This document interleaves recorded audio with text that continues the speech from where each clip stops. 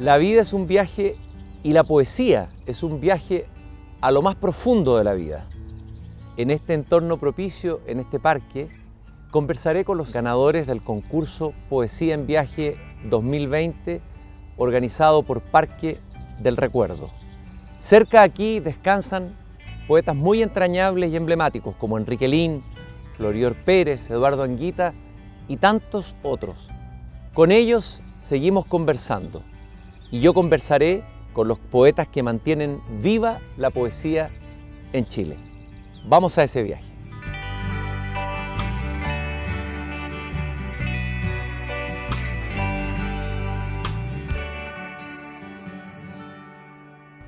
Pablo Paredes nació en Santiago de Chile en 1982. Tiene una trayectoria tanto en poesía como en dramaturgia muy activa y muy intensa. Ganador del Premio Altazor de Dramaturgia el 2011 por su obra Las Analfabetas. Ganó una de las versiones del Premio de Revista de Libros del Mercurio con su obra Los Animales por Dentro, que tengo aquí en mis manos. Además, ha desarrollado un trabajo como dramaturgo, poeta, académico de la Universidad de Santiago, guionista de cine y televisión. Fue director del Festival Iberoamericano de Poesía Poquita Fe. También suya es la obra Las Analfabetas, estrenada en Bogotá, en Ciudad de México, en Nueva York y cuya versión cinematográfica se estrenó en el 2014 y fue premiada como mejor película en el Festival Internacional de Cine Santiago Sanfic. Pablo Paredes, poeta, ahora aquí en el Parque del Recuerdo. Hola Pablo, ¿qué tal? Todo bien. ¿Cómo te sientes de iniciar esta conversación en un Parque del Recuerdo? Sí, qué bueno estar en un cementerio y estar vivo. un curioso lugar. Son lindos los cementerios y me gusta esta idea de dotarlos de vida, si me permite el cliché respectivo. Sí. A ver, mirando lo que decía recién, tu trayectoria tan intensa, tan activa, ¿qué lugar ocupa la poesía dentro de todo lo que tú haces, digamos? El árbol central de ese parque. Para mí no hace mucho rato que abandoné la idea de poner en competencia en mí mismo mi relación con distintos géneros, porque ya la idea también de género no me interesa mucho. El libro que tú tienes ahí es un libro de poesía porque se generó de esa manera. Podría haber sido quizás una obra de teatro, podría haber sido una película. Sucedió. Sin embargo, me parece que hay una primera pulsión, algo que siempre estaba pariendo de alguna manera, que tiene que ver con ese lugar en donde se inauguró en mí la escritura que tiene que ver con la poesía. El primer nexo que quizás incluso curiosamente anterior a la narrativa, probablemente recuerdo unas primeras relaciones abrazando más poemas que cuentos. Y probablemente eso a nivel de subconsciente, a nivel político, a nivel estético, significa y determina cosas, y probablemente las películas o las obras de teatro también sean libros de poemas. Tú, en una pregunta que te hacen sobre qué es para ti poesía, tú dices un gesto violenta y tiernamente político. Sí, bueno, también está la política cruzando todo esto. También no creo en una poesía terapéutica, no creo en una poesía que no moleste. Nunca me ha gustado estar en un lugar que quede bien con Dios y con el diablo. Creo que las ternuras verdaderas son aquellas que se atreven a pegar también en otro lado. Entonces, creo que la poesía tiene esa violencia, quizás esa violencia de la geografía, una violencia fundamental y de la que incluso la ternura es parte. A propósito de la geografía y de la poesía chilena, ¿cuál es tu vínculo con los poetas chilenos y cuáles son las conversaciones que has tenido tú con algunos de tus poetas más entrañables de la poesía chilena? cuando pienso en los poetas chilenos, tengo la suerte de que lo que se me viene a la cabeza primero son unos amigos y me imagino abrazados con esos amigos y esas amigas, tomándome un trago, riéndonos, durmiendo en el hombro de alguno o de alguna en algún bus interregional o en algún lugar de Latinoamérica viajando. Tengo la suerte de que quizás los poetas que más quiero, admiro y leo es gente en la que he dormido en su hombro. Pienso en Pauli La Vaca, pienso en Diego Ramírez, pienso en Héctor Hernández. Pienso también para no darle un encuadre acotado en términos generacionales. También pienso en Pepe Cuevas, Mauricio Redolé. En Mauricio, fundamental. ¿Por qué es tan fundamental la poesía de Mauricio Redolé? Me parece que la mezcla entre violencia y ternura es clave en Mauricio, y que además logra sintetizarla en un lugar súper interesante, que es el humor. Hablo tanto de su dimensión musical como poética. Musicalmente me parece brillante, pero no sé, pienso en Los caballos muertos de Redolé y creo que pocos poemas me resultan más fundamentales, no para entender Chile, para entender la vida, para entender la muerte, ya que estamos acá. Pienso en esa misma línea en el rol de Carmen Berenguer, de Pepe Cuevas, de Bruno Vidal, de Raúl Zurita. Toda esa pandilla se me ocurren y creo que tengo la suerte de haber bailado con todo y con todas, esos que te nombro, y creo que eso es importante también. ¿Has bailado con Pedro Lemebel? Sí, alcanzaba a bailar con Pedro, bailamos harto con Pedro. Me acuerdo de haber ido al Barros Borgoño y al Liceo de Aplicación con Pedro, a propósito de la Revolución Pingüina del 2006. Me acuerdo cuando lo invité al Barros Borgoño, me dijo, porque yo había estudiado en el Barros Borgoño, me dijo, yo también estudié ahí.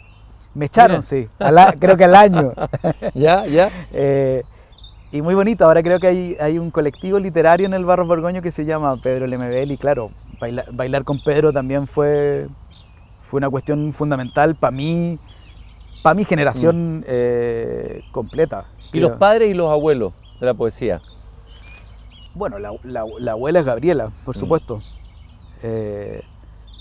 Con todas sus contradicciones también, porque también estamos en un momento de alta santificación de Gabriela Mistral, que tiene sus pros y sus contras.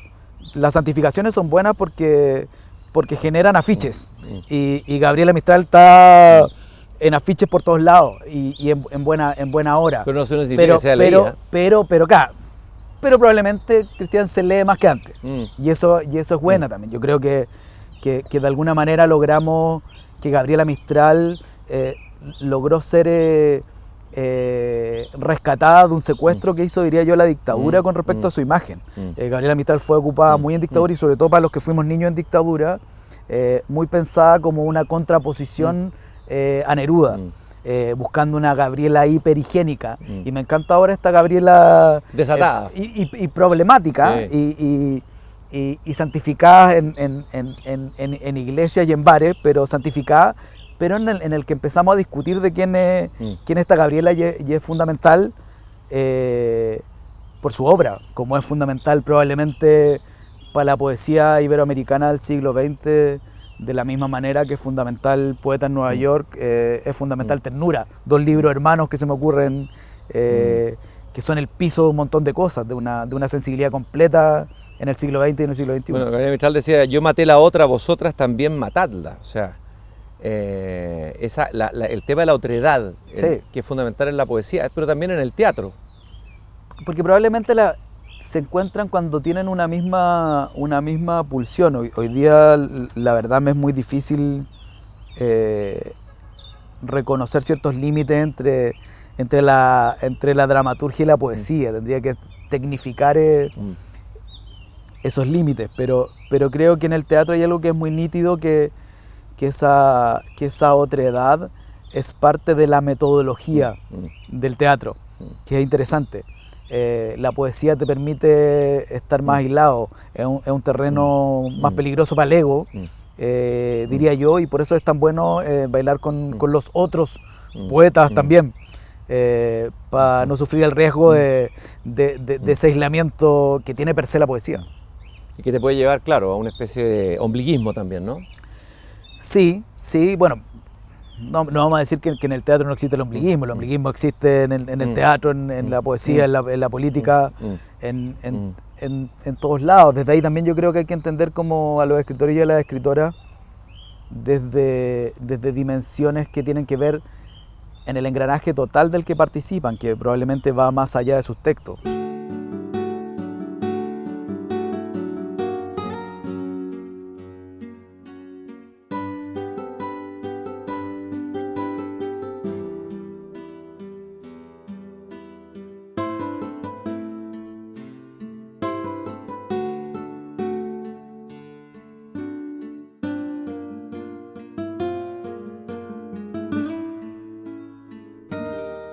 Tienes tú un texto que es Mi pequeña Unión Soviética, año Sí. 2017, y hay otro que es Cerca de Moscú, dirigido por Ajá, Paulina García. A ver, ajá. ¿qué es este vínculo con la Unión Soviética o con esa iconografía? Este es el momento Scooby-Doo en que me saco y Sí. se delata el lado soviético. Tengo recuerdos de cuando era niño de estar viendo Rocky 4, cuando pelea Rocky justamente en la Unión Soviética y enfrenta a Iván Drago. Y me acuerdo de mi frustración porque Iván Drago perdía frente, frente a Rocky. La Unión Soviética es probablemente el primer cuento poema que yo conocí. Un lugar tan lejano, tan extraño que existía, alternativo al que mandaba en la televisión chilena de los 80, en la prensa chilena de los 80, en el Chile de la dictadura, y aparece como la posibilidad concreta de que existe otro planeta. La Unión Soviética era otro planeta. Y por lo tanto ahí fundé unas esperanzas, pero que no eran las esperanzas de las generaciones de mis padres, en donde la Unión Soviética era una cuestión concreta. La Unión Soviética era en algún momento la mitad de mi imaginario, y era un lugar imaginario. Y por supuesto eso se ha ido colando en distintos lugares, y está este libro que tú citas, que es Mi pequeña Unión Soviética, que quizás en ese título está la síntesis de lo que me pasa. Para mí la Unión Soviética es un país muy pequeñito, abrazable de lo pequeñito que es. Para mí, y significaba cosas importantes, y es un país también muy conectado a mi padre vivo, a mi padre muerto. Y se mezclan y se aparece, y de alguna manera me toca la puerta. También está cerca de Moscú con Chejov, que Chejov no es un dramaturgo de la Unión Soviética, es un dramaturgo ruso, absolutamente ruso. De hecho, está un poco desesperado en el momento que empieza a sentir que Rusia se empieza a hacer pedazos, digamos. Anuncia los últimos, Claro que sí. los últimos temblores, pero bueno, Anunciar los cerezos. Claro, anunciar los La últimos transición. temblores en el fondo es hablar de lo que viene después del temblor. También, y se me aparecen en distintas capas, y curiosamente me despierta lugares bien emocionales, más allá de que podríamos entrar en cierta discusión teórica y terminar No tiene hablando sentido. de No tiene ningún sentido. qué pasó con Trotsky, qué planteó Gramsci después. Yo digo, pero para mí probablemente no distingo entre la Unión Soviética y la edición de cuentos populares rusos que había en mi casa, con esos dibujos y textos maravillosos.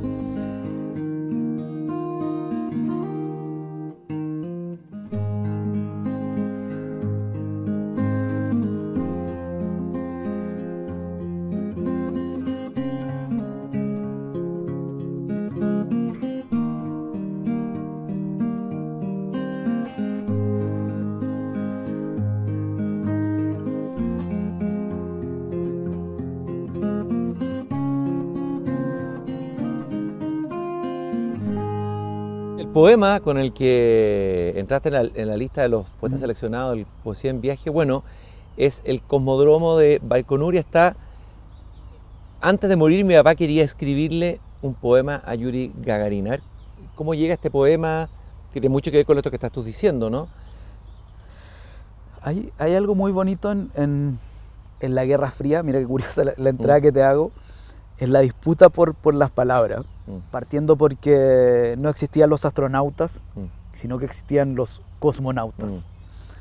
Y en esa disputa por la palabra, una disputa que es tanto propagandística como poética desde mi punto de vista, me doy cuenta cuando muere mi padre que mi padre definitivamente era un cosmonauta y por ningún motivo un astronauta.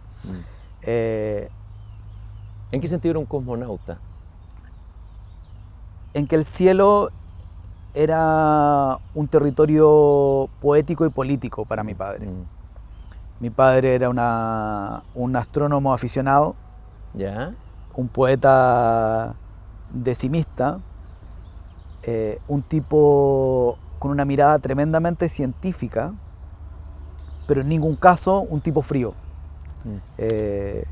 Vivió con mucha pasión su acercamiento a la ciencia y a los cielos, con una pasión desbordante, absoluta, diría yo. Entonces, se muere mi padre y este poema que tú conoces es un poema bien poco imaginativo. Básicamente parte de un suceso muy concreto, que lo señala en los primeros versos, que es que mi papá antes de morir quería escribir un poema a Yuri Gagarin y entre medio de su analgesia fuertísima intentó patalear ese poema. Y yo guardé mucha esperanza de que antes de que el cáncer lo terminara de matar, alcanzase a escribir ese poema. Y no alcanzó, pero alcanzamos a conversarlo muchísimo. Alcanzamos a conversar de cuando descubrió que en las pruebas entre el Sputnik y Radio Control se dio cuenta que Yuri Gagarin cantaba una canción rusa infantil. Sí, todo eso que cuenta el poema, él lo descubrió. Y se muere mi padre y al otro día había que decir algo y me pareció que lo justo y lo que correspondía era terminar de escribir el poema que intentó escribir a Yuri Gagarin y desde ahí se cruza y también es también un poco un manifiesto de lo que era la muerte para mi padre. Mi papá se fue a los cielos, no en la mirada cristiana, en la mirada soviética. Y por eso, por eso, más que misa, hubo un lanzamiento en un cosmódromo. Qué potente. Tú dices que las conversaciones con mi padre fueron quizás mi primer taller literario. ¿Qué te enseñó en ese taller literario tu padre? Decimista, primero cuéntame esto del padre decimista. Bueno, siempre ocurrió, mi padre y mi madre se conocen en un taller literario, en los míticos talleres andamios. O sea, estabas condenado tú. Sí, absolutamente condenado. Sin embargo, para bien o para mal, probablemente los primeros 15 años de mi vida los pasé enchufado a una tele, consumiendo televisión, y de pronto empecé a descubrir unos libros. ¿Quién es este señor Esenin? ¿Quién es este señor Ernesto Cardenal? Empezaron aparecer y de ahí hice el vínculo también con mi familia, pero ahí apareció otro padre para mí, otra conversación y probablemente la primera conversación clave y quizás la fundamental tiene que ver mucho con una mezcla entre ciencia y pasión. Y lo primero que me dijo mi padre es: lo que escribes no es sagrado. Por lo tanto, como no es sagrado, tú puedes intervenirlo y trabajarlo. ¿Y tú lo haces así en tus poemas, sí, en tus textos? ¿Cuál es tu metodología de trabajo, de escritura? Tengo mucho cariño por el sentir, pero el poema no es solo el sentir. Hay un oficio, hay un trabajo con la palabra, hay una mirada política en el texto y eso tiene que trabajarse, y en ese camino uno, por supuesto, puede podar, cortar, matar, eliminar, resucitar y un montón de verbos un montón de verbos más. Entonces desde ahí le agradezco a mi padre como el nunca haber tenido como esta mirada de veneración por el texto de uno. Soy muy respetuoso y cariñoso con los textos míos y con los textos de los demás, porque dan cuenta de uno, pero hay un trabajo que no significa tampoco una tecnificación. Por eso me apuro en cuando hablo de la mirada científica de mi padre, acompañarla también con la palabra pasión.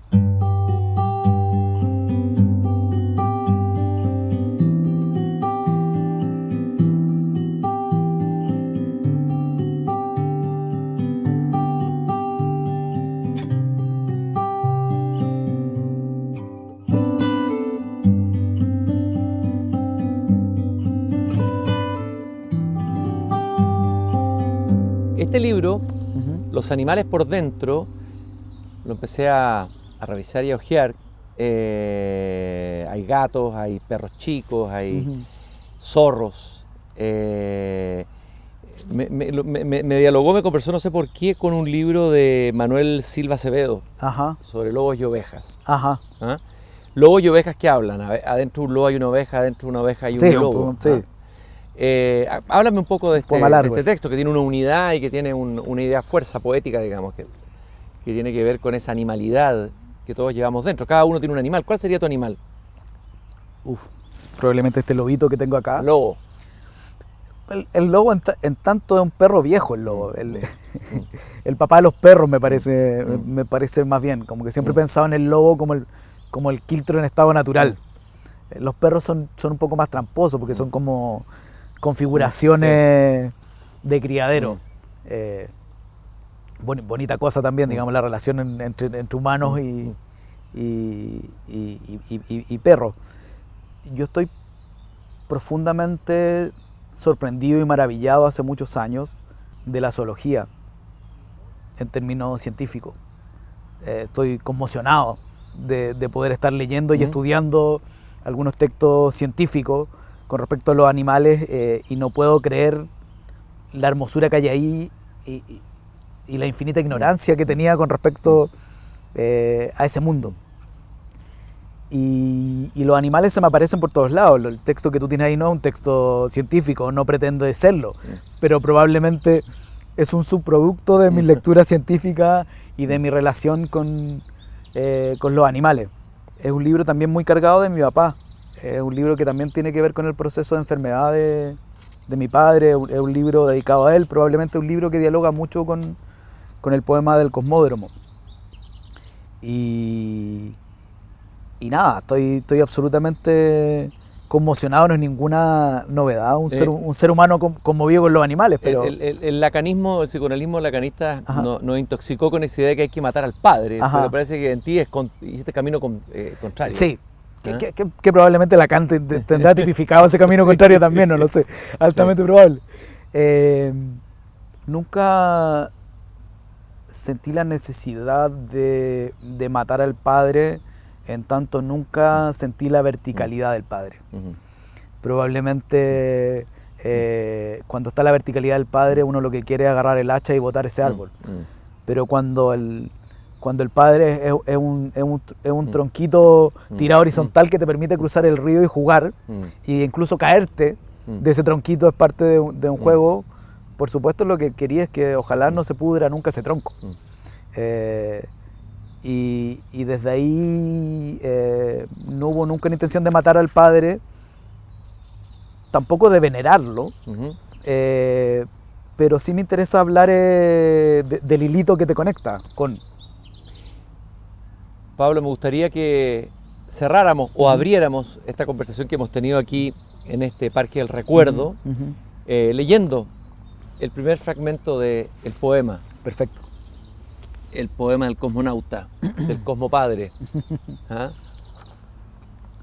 Entonces vamos con el párrafo 1 del Cosmódromo de Baikonur. Antes de morir, mi papá quería escribirle un poema a Yuri Gagarin.